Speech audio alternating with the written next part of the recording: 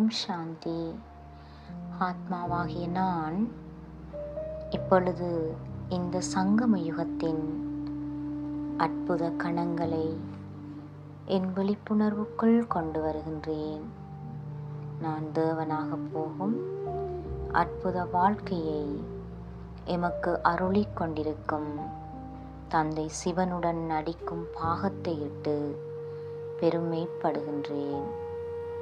அவரோடு இந்த பிராமண வாழ்க்கையின் 2 தீபங்களாயிருக்கும் என் மம்மாவையும் பாபாவையும் என் கண்ணின் இருமணிகளாய் கருதிய வண்ணம் என் விழிப்புணர்வு முழுவதையும் என் மம்மா மீது செலுத்துகின்றேன். எனது எண்ணங்கள் ஜெகத்தின் தாயான சீதலா தேவியும் காமதேனுவும் என்ற என் மம்மா மீது லயிக்கச் செய்கின்றேன். மம்மா என்றதும் எனது எண்ணங்கள் யாவும் இப்போது சூட்சுமலோகத்தில் லயித்திருக்கின்றது. அங்கே ஒரு தேவதையாய் பரந்த அன்போடு அகல விரிந்த ஆழமான கருணை கொண்ட கண்களும் ஞானத்தை முத்துக்களாய் உதிரும் புன்னகை தோய்ந்த புன்முறுவலையும் கொண்ட மம்மாவின் ஒளிமிக்க ரூபத்தின் அருகில் நான் அமர்ந்திருக்கின்றேன்.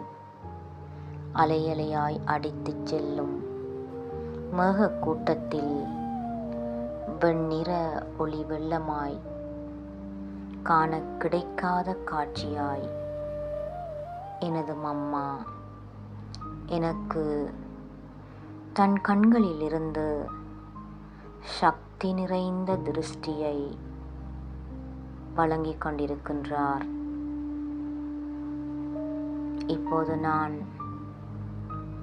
திருஷ்டியை பெற்றுக்கொண்டு மம்மா இந்த உலகில் எனக்காக விட்டு சென்ற தெய்வீக செயல்களை என் எண்ணங்களுக்குள் மீட்டல் செய்கின்றேன்.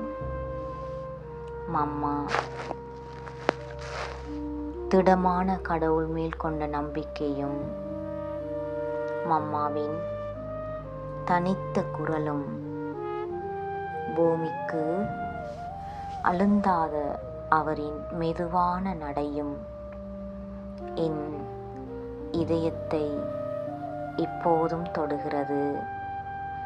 உரத்துச் சிரிக்காமல் உதித்திடும் புன்னகையும் அனைவரின் இரகசியங்களையும் ஆர்ப்பாட்டம் செய்யாமல் தனக்குள் அமிழ்த்திவிடும் மம்மாவின் அற்புத குணம்,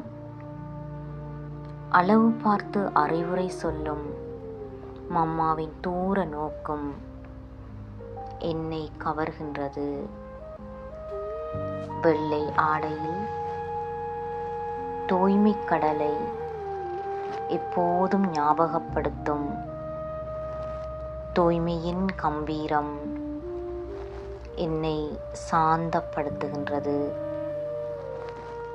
நாவின் சுவைக்கு எப்போதும் அடிமையாகாத என் மம்மா கண்கள் காணும் காட்சிக்குள் ஒரு கணமும் கவரப்படாத என் மம்மா என் இதயத்தை கவர்ந்த காந்தம் அவர். அவரின் இதயத்தில் கவரப்பட்ட நிலையில் அவரின் திருஷ்டியின் ஆழத்திற்கு செல்கிறேன். அப்போது குழந்தாய் என்ற மெல்லிய குரலில் எனக்குள் கேட்பதாய் உணர்கின்றேன். குழந்தாய், வாழ்க்கை உண்மையான பாதையில் நடக்கும் போது புயல் காற்று வரும். அதை கண்டு பயப்படக்கூடாது.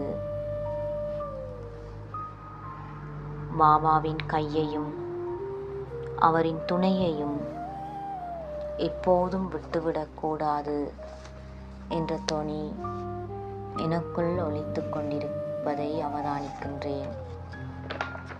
மம்மா எப்போதும் பாபாவிற்கு பலியாக வேண்டும் என்பார். மம்மா தவறு செய்த எந்த ஒரு நபருக்கும் திட்டுவதில்லை. இனிமேல் கவனம் வையுங்கள் என்பார். மீண்டும் தவறு செய்ய வேண்டாம், நல்ல செயல் செய்யுங்கள் என்று கண்டிப்பாக சொல்வார்.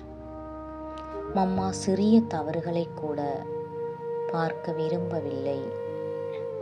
ஒவ்வொரு குழந்தையும் தவறுகளிலிருந்து விடுதலையாகி இருப்பதையே விரும்பினார்.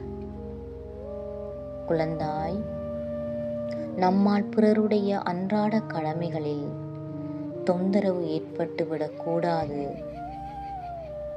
ஒரு சிறிய தவறினால் பல பேருக்கு அசௌகரியம் ஏற்பட்டுவிடும் என்பார். ஆகவே சரியான நேரத்தில் சரியானவற்றை செய்யும் போது அனைவருக்கும் நல்லது கிடைத்துவிடும் அல்லவா? மம்மா இந்த பூமியில் நடமாடும் தேவியாக இருந்தபோது அவரின் தெய்வீக செயல்கள் இன்னும் எத்தனையோ. மம்மாவின் முகம் சதா மலர்ந்திருக்கும்.